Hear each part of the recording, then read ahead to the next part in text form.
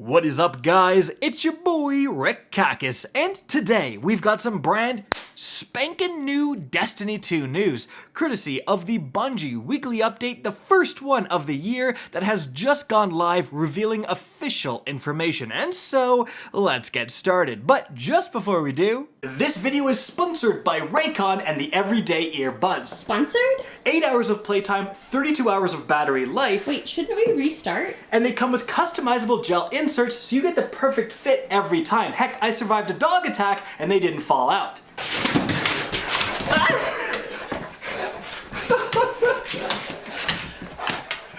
Still in.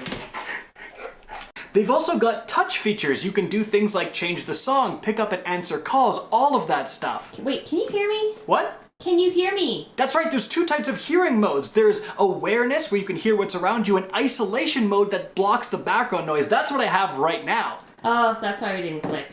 That's right, click the link in the description down below, or go to buyraycon.com/kakishd and you'll get 15% off your order. They're a fraction of the price of premium brands, and they have all the great features. Definitely click that link and try them out.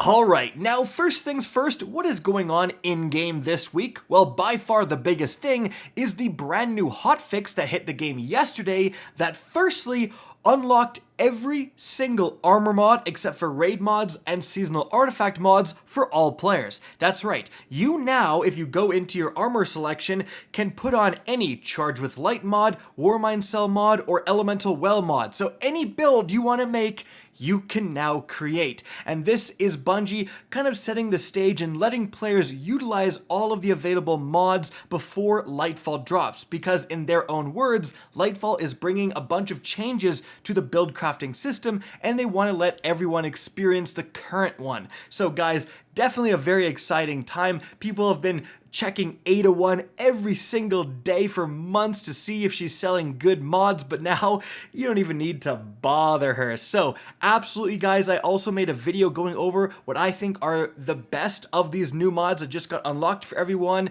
that you can use to create builds. That's linked up above, check that out. But some other important changes that occurred within this same hotfix include some changes to the competitive playlist, including reducing the score limit of Showdown, as well as the match limit for 3v3 Rift and Survival. The quick play quitter penalty got more lenient. In the Spire of the Watcher dungeon, you can no longer use the Stasis Warlock Super to instant activate all of the different arc nodes. The Unstoppable Hand Cannon perk comes up a lot faster, which is great news with Grandmasters soon approaching.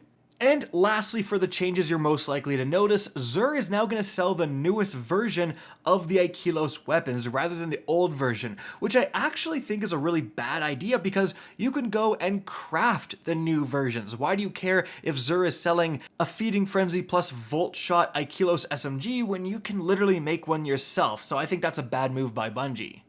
Anyways, moving on from there to the brand new information within the TWAB. Firstly, Bungie provides some very important dates. Grandmaster Nightfalls are arriving next week, January 17th. The next and final Iron Banner of the season is going to start on January 31st, and the final week of Season 19 is going to start on February 21st. So first of all, in terms of Grandmasters, guys, Bungie talked about this a little bit before they dropped the huge hotfix. I didn't think they would actually get this in time for this season's Grandmasters, but wow, if you've never done Grandmasters before, this might be your time. Because Bungie has finally addressed one of the main complaints about Grandmasters, which is that you have to reach a ridiculously high power level just to enter into Grandmasters, only for there to be a modifier that puts the enemy's 25 light above you no matter what your power level is, so it's all completely arbitrary. But starting next week, they've decreased the power level needed to enter Grandmasters by 25 all the way down to 1580, which is the powerful cap. And then they've decreased the overall power level of Grandmaster activities by 10 to 1620. However, the current power difference of minus 25, where all enemies are going to be 25 power level above you no matter what, is still in effect. And so what this actually means is that you can enter at 1580s, but enemies will be 40 power above you. and you can use artifact or pinnacle drops to increase the effectiveness up to 1595, where you can reach maximum effectiveness. So essentially, you can have a bigger disparity now of that 25 power level difference, all right? If you get to 1595, though, you're going to reach that minus 25 modifier level, and that means if you get to 1596, 97, 1600, that all doesn't matter. You're still going to be put at minus 25, but this is just going to let people enter in if they're a little bit lower, because if the enemies are minus 26, minus 27 power compared to minus 25, it's not actually going to be that big of a difference. And so this is going to let way more people actually compete in Grandmasters. Even if they just do the easiest Grandmaster of the season and get some adept loot, this is huge for a lot of players. Moving on from there, Bungie addresses Iron Banner. We just had the first of the season, and oh my goodness, a mixed reception to say the least. It introduced the new Fortress mode, which had a single capture point that everyone was fighting after twice a game, and it was fun for about 45 minutes until everyone realized they could just pop bubbles on it, and then it got pretty crazy. Some people loved the chaos, some people didn't. It was also the introduction of skill-based matchmaking into Iron Banner, and unfortunately, Bungie prioritizes skill over connection, and so a lot of people found this Iron Banner extremely laggy. So, in terms of that feedback, they say when Iron Banner returns on January 31st, we're planning on increasing the amount of Iron Banner rank you earn at the end of matches, doubling the multipliers you get from wearing Iron Banner gear, halving the multipliers you get for completing challenges, and significantly increasing the multiplier you get for wearing an Iron Banner emblem. We expect this to decrease the number of games needed to earn a rank reset by about 40% and make it more worthwhile to play earlier in the week, which is good. A lot of the complaints I mentioned were a result of people having fun initially, but once you have to play hours and hours and hours of Iron Banner, like, I don't understand why Bungie makes you play an activity until you hate it. You know what I mean? Like, I think, this is going to be a good change. Additionally, they say starting next season, Iron Banner will be available 3 times a season, and an Iron Banner emblem will be available on the rewards track during the first reset for those who don't already have one. We have more information about the modes and dates to expect in Season 20 as we get closer to launch. So again, that was a huge complaint that Iron Banner only happened twice, so you had to go so hard. Like, God forbid you were missing one of the weeks, you're kind of screwed.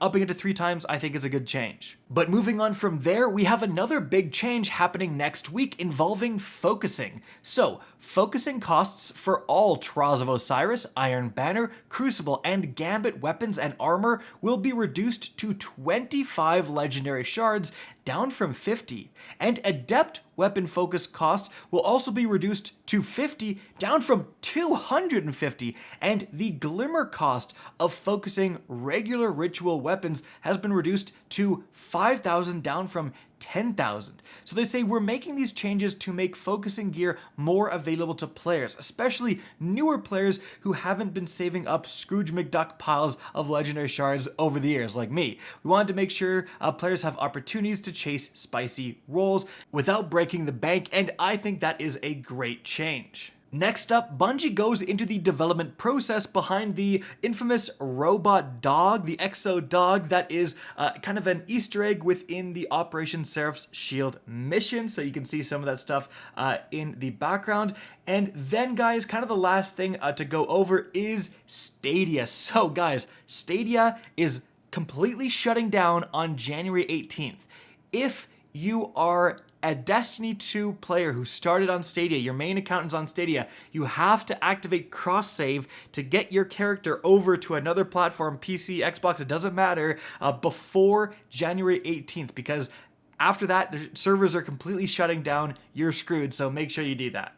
And so, guys, that's it for the video. Hope you enjoyed and found this informative. If you did, please remember to help me out by simply rating and especially sharing this video. If you guys want to see more Destiny 2 content similar to this, don't be afraid to slap that subscribe button. If you want to get in touch with me and keep up to date with the latest channel activity, the best way is to follow me on Twitter at RickCacus. That's linked in the description down below. Again, I hope you enjoyed the video, and as always, have a good day.